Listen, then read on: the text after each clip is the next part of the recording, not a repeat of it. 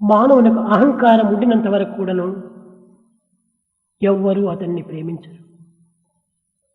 So far, one is egoistic. He will not be liked by anybody.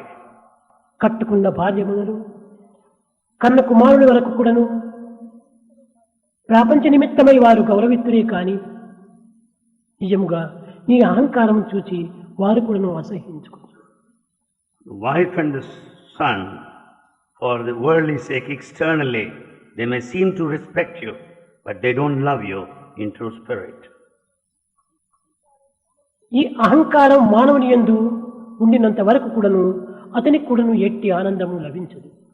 So long there is ego in you, you can never attain bliss at any time. కనుక మానవుడు మొదలు అహంకారమును నశింపచేసుకోవాలి. Therefore, man must kill this ego in the first instance.